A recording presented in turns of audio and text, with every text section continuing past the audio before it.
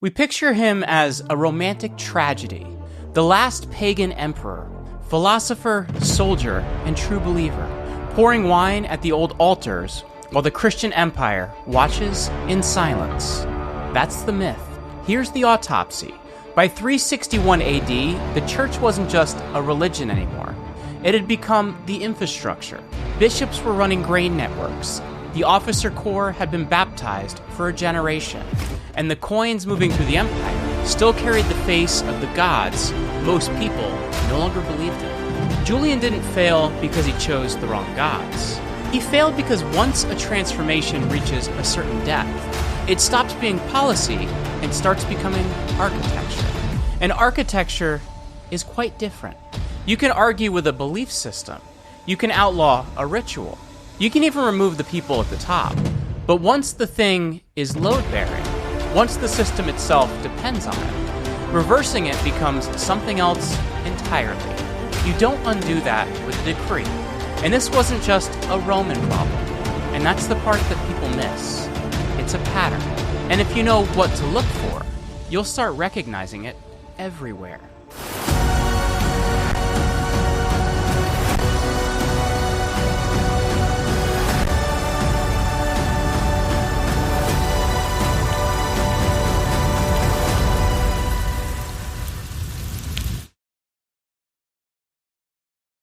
Welcome back to The Roman Pattern. I'm your host, Jeremy Ryan Slate, CEO of Command Your Brand. Check us out over at commandyourbrand.com. So let's start with the architecture. Not the theology, but the architecture that we mentioned in the cold open. Most people just frame Julian the Apostate as the last stand of pagan Rome. A pagan emperor versus a Christian empire. Old gods against the new ones.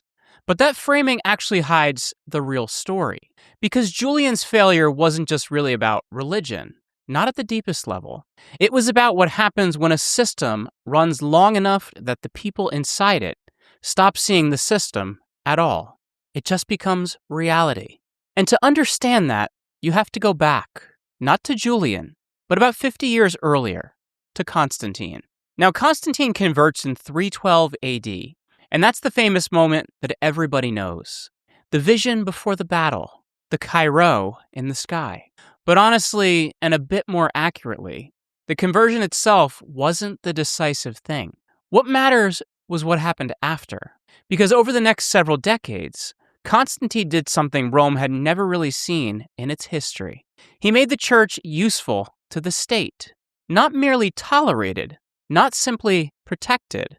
Useful. He gives bishops legal authority to arbitrate civil disputes. He exempts church property from taxation. He funds massive basilicas with imperial money. He makes Sunday a legal rest day across the empire. In certain military units, baptism becomes tied to advancement. And when you step back and look at all of it together, what he's really doing becomes obvious.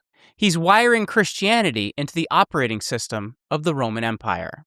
And once something is wired in deeply enough, removing it becomes a symbolic act. It becomes structural surgery.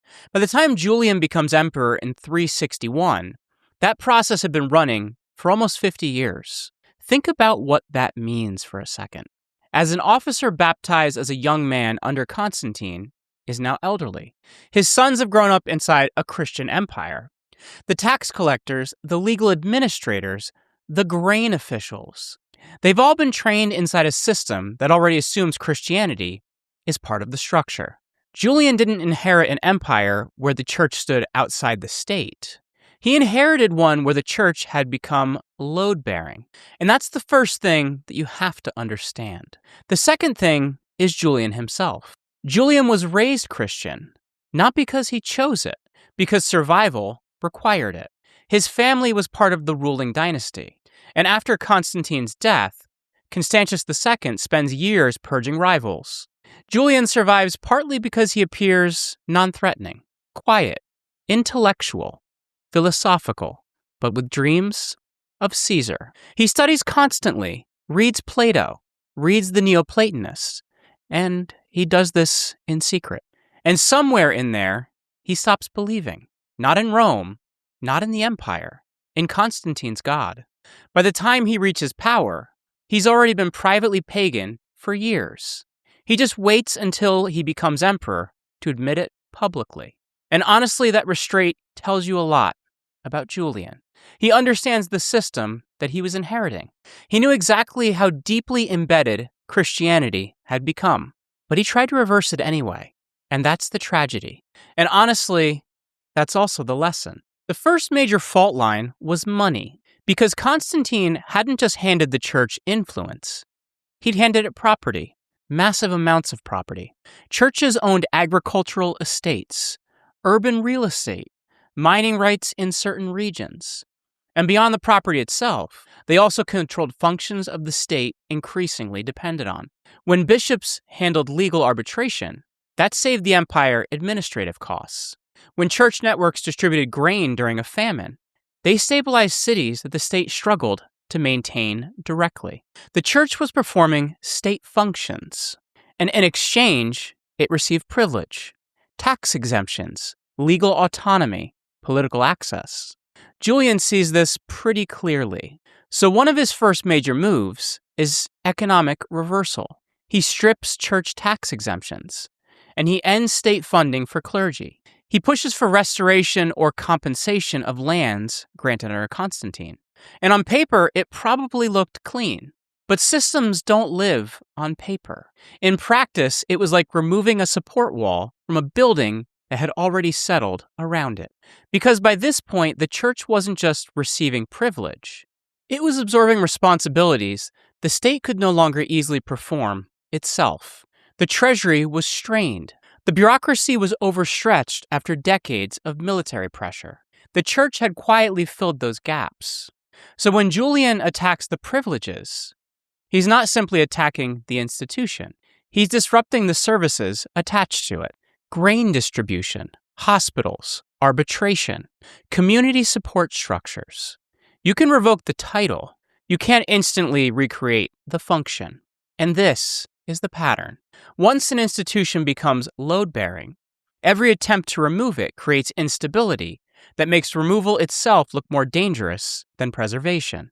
The institution becomes self-defending almost automatically, not necessarily because it's evil, not necessarily because it's corrupt, because the surrounding system now depends on it for survival. Julian understood only part of this, but I think he underestimated how deep the integration had gone. He believed the imperial state could absorb those functions back quite quickly, but it couldn't, and he was wrong. And the people relying on those systems weren't really thinking about theology. They cared whether grain arrived, whether disputes got settled, and whether hospitals functioned. His reversal doesn't collapse the empire overnight, and that's not how systems fail. But it does create friction, and friction inside an already stressed structure is usually the first warning sign that something larger is happening underneath. The second fault line was power, not Julian's personal authority. He had imperial authority. The real issue was institutional power, the power of appointments, networks, administrative memory. Julian seems to assume that changing the religion at the top would eventually pull the empire with it. But that's not really how power works once systems mature. Constantine had already spent decades building Christian networks through every level of administration. Governors connected through church relationships. Officers whose advancement depended on Christian communities. Legal scholars educated inside Christian institutional culture. Julian tries to counter this by appointing pagans into key roles. But there's a problem. There aren't enough qualified pagans left. The church has already captured the talent pipeline. The best educated people in the empire have spent generations inside church institutions. Julian can change the top layer, but he can't replace the middle. And in any bureaucracy, the middle is where the system actually lives. There's another detail here that people rarely focus on. And honestly, it may be the most revealing thing about Julian. He simply doesn't try to restore paganism. He tries to reform it. And the way he reforms it tells you how complete the transformation already was. Julian wants pagan priests running charitable systems, hospitals, food distribution, and care for the poor. He literally writes letters demanding pagan institutions imitate Christian social welfare structures. Think about that carefully. The man attempting to reverse Christianity can no longer imagine institutional religion outside of Christian categories. The empire had changed, and that's where this changes. He isn't restoring the old religion of Augustus. He's rebuilding paganism using the organizational template of the system that he's trying to defeat. And once you see that, the whole story opens up. Because systems that run long enough don't just dominate institutions, they dominate imagination. Even opponents start thinking inside the framework they inherited. Julian's paganism becomes organized, hierarchical, and welfare-oriented, because those are now the only administrative categories available to him. The transformation is already complete enough that the resistance itself is built from its logic. That's not a side detail. That's the entire autopsy. Julian eventually moves his base to Antioch in the Eastern Empire, closer to Persia and the coming military campaign. Now, Antioch is massive, one of the largest cities in the Roman world, and it's overwhelmingly Christian. Julian orders the revival of the oracle at Daphne, this famous pagan sacred site outside the city. He expects crowds, renewal, momentum, but instead almost nobody comes. And that's what's fascinating. The reaction isn't hostility, it's indifference. The temple had been neglected for decades. Ritual knowledge had been lost. Priests who remembered the old ceremonies were aging or already dead. Younger generations had grown up inside Christian liturgy instead. Julian becomes visibly frustrated with Antioch. He mocks the city in his satirical writings, complains about entertainment culture and spiritual emptiness. But honestly, the deeper problem isn't Antioch. The deeper problem is that memory itself had already broken. You can restore a building. You can't instantly restore embodied tradition. Ritual knowledge lives in people, families, apprenticeships, communities. Once those transmission chains disappear, reconstruction becomes incredibly difficult, if not impossible. By the time Julian takes power, the Eastern Empire had already been Christian long enough that pagan rituals feel foreign, not threatening, just unfamiliar. Like hearing a language your grandparents spoke that you never learned yourself. And that's a more complete form of defeat than outright suppression. Because Julian's restoration isn't aggressively rejected. It simply isn't recognized anymore. The third fault line we talked about was borders. Julian needed military legitimacy. Every Roman emperor did, but Julian did especially. He comes to power through revolt against Constantius II. Constantius dies before the civil war is fully erupting, but the uncertainty remains. An emperor without battlefield legitimacy in Rome is unstable by definition. Julian looks east to Persia. The Sassanid Empire had become Rome's rival for centuries. Constant border tension, territorial disputes, strategic pressure along the frontier. In 363, Julian launches a massive Persian campaign. Some estimates put the army around 65,000 men. He saw himself as Caesar invading Gaul. Initially, the campaign moves well. Roman forces penetrate deep into Persian territory. They reach Ctesiphon, the Persian capital, and then everything slows down. The defenses are too strong for direct assault. The Persians avoid open battle. Supply lines stretch dangerously thin. Then Julian makes a decision historians still debate endlessly. He burns his own fleet. Tactically, there's reasoning behind it. The riverboats can't advance effectively upstream, and they require manpower to maintain. But once you burn the retreat route, your campaign changes psychologically. Now, there's only forward. The army turns north trying to reach friendly territory, while Persian cavalry constantly harass them. Food disappears. The heat intensifies. Men begin dying less from battle than exhaustion, thirst, and attrition. Then on June 26, 363, during one of these skirmishes, Julian is struck by a spear. Hours later, he dies. 31 years old, 20 months into his reign. Officially, the spear comes from a Persian soldier, but Roman troops also carried Persian-style weapons. According to several accounts, the wound came from behind. We'll never know who killed Julian. But honestly, the more important thing is what happens afterward. The army is stranded deep in hostile territory. It needs survival, not ideology. So the generals elevate a new emperor immediately, a Christian officer named Jovian. And Jovian's first major act is peace negotiations with Persia. Rome gives up 5 provinces, 14 strategic cities, Nisibis, one of the most important frontier fortresses in the east. Contemporaries describe the treaty as humiliating. Soldiers reportedly weep while evacuating the territory. But Jovian doesn't really have options. He needs to get the army home alive. So the frontier Julian hoped to strengthen ends up being weaker than previously. And the empire that emerges from this campaign is Christian almost immediately. The reversal collapses before it fully finishes. Now, if you trace the entire kill chain, step by step, the pattern becomes incredibly clear. Constantine integrates the church into the state, tax exemptions, legal authority, economic influence.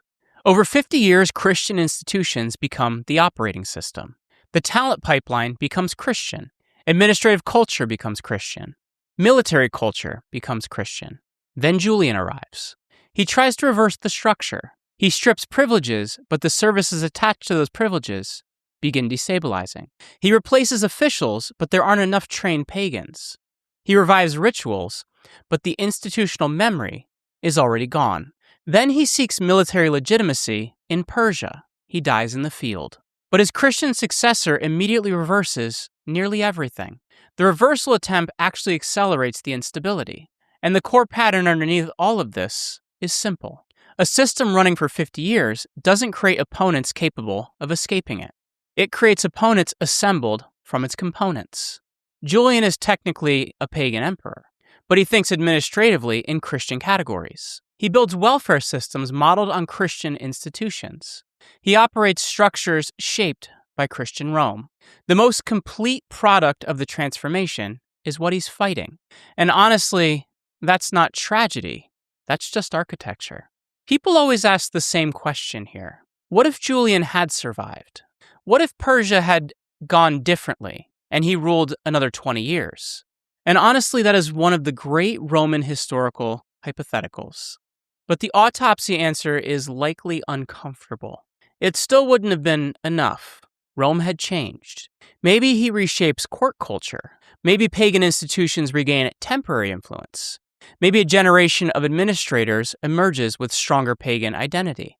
But the deeper structural realities, they don't change. The church is still economically integrated. Ritual memory is fractured. And the border pressures building around Rome aren't theological. They're demographic. Population moments across Central Asia are already pushing westward. The Huns haven't fully appeared yet, but they're coming. Gothic groups are already negotiating settlement inside imperial borders. Recruitment increasingly relies on non-traditional military populations. These aren't problems caused by Constantine or Julian. They're structural pressures created by migration, economics, and frontier strain. And every empire facing those pressures encounters the same question equally. Can your institutions absorb the movement, or do they dissolve under its pressure? Julian's instinct would have been military force. But military force requires money, and money is attached to the institution he's dismantling. So every attempted solution keeps colliding with the other fault lines. Money, borders, power. Different faces, same problem. The church, meanwhile, understood something Julian didn't. It had already survived persecution before, for centuries. Illegal, underground, and targeted. And every cycle of hostility had actually made it more organized and resilient. By the time Constantine legalizes Christianity, the church has already evolved decentralized survival mechanisms, capable of enduring state pressure. So when Julian strips privileges away, the church doesn't panic. Christian bishops openly compare Julian's policies to earlier persecutions and basically frame them as manageable. Community networks continue. Charities continue. Arbitration adapts informally. The church simply waits. Because it understands something Julian never fully internalized. The emperor's reign is temporary. A network controlling appointments, grain, and community structure thinks in generations. Julian is operating in military time, campaign seasons, fiscal cycles, immediate legitimacy. The church is operating in civilizational time, and it is true that the church built Western culture. And once an institution begins thinking that way, a 20-month reversal attempt barely registers as existential. It becomes a stress test, and the church passes it. There's a mechanism concept that explains all of this surprisingly well: the ratchet. The ratchet only moves in one direction. Every click locks forward movement in place. Constantine's conversion is a click. Tax exemptions are a click. Basilicas are a click. Christian officer networks are also a click. 50 years of clicks. And by the time Julian arrives, the mechanism no longer has meaningful reverse position. That's why he fails. Not because he lacks conviction, not because he lacks intelligence, because the underlying structure has already changed form. People assume institutional change can be reversed through equal and opposite force. If one emperor built it, another emperor can dismantle it. But systems don't work like that. Every stage of transformation rewrites the foundation underneath it. The world Julian is trying to restore no longer exists. Not because somebody destroyed it intentionally, because the people trained inside it are gone. The land arrangements have changed. The categories organizing administration have also changed. You can repeal a law. You cannot repeal what the law produced while it existed. And that's why the ratchet matters. It only moves forward. And honestly, this isn't really a story about Rome. Not completely. Every system eventually reaches a point where it stops feeling optional and starts feeling inevitable. Financial systems become load-bearing. Bureaucracies become load-bearing. Information networks also become load-bearing. And once something becomes load-bearing, the conversation changes. The debate stops being whether the system is good or bad. The debate becomes what happens if we touch it. That's the moment Julian walks into. And to his credit, he touches it anyway. Not because he's foolish, because he genuinely believes reversal is possible. He has power, conviction, and intent. What he lacks is time. And he lacks time because the system he's already fighting controls the mechanisms that produce time inside the empire. Appointments, treasury flows, supply chains, administrative continuity. The real question is never whether reversal is theoretically possible. In theory, almost anything is reversible. The real question is whether the people attempting the reversal are already products of the structure they oppose, and if people actually want that change. Julian was. He was educated by Christian Rome, elevated through Christian administration, thinking through categories shaped by Christian institutional logic. He becomes the most complete expression of the transformation he's trying to stop. And once that happens, reversal becomes impossible. Not because resistance is overwhelming, because the ground itself already belongs to the new system. Same pattern, different century. The Julian question is usually framed around success. What if pagan Rome survived? What if Christianity faded? Would the empire have lasted longer or died sooner? But autopsies don't really answer alternative timelines. What they reveal is threshold points. Julian's failure shows the moment when the system stopped being reversible. Not at the first law, not at the first privilege. At the moment where even opponents can no longer imagine the world outside the framework itself. That's the threshold. And Constantine crosses it somewhere during those 50 years between conversion and Julian's reign. We just don't know exactly when that happens. And honestly, that's how thresholds work. You usually don't see them clearly until someone attempts to move backwards across them. Then suddenly the line becomes visible, because reversal fails. Not through one decisive battle, not through a single vote or crisis. It fails slowly, structurally, through the reality that people attempting reversal no longer possess the tools, personnel, institutional memory, or time required to rebuild the old world. They're using the system's own materials against it, and the structure they oppose is already inside the walls. Julian dies at 31, 20 months into a reign that was meant to reshape Roman history, possibly killed by one of his own men. We'll never know. What we do know is that within a year, nearly every reform he implemented disappears. Church privileges return. Pagan funding collapses. The frontier contracts. And the empire, well, it continues. Christian, bureaucratic, and structurally unchanged in all the deepest ways.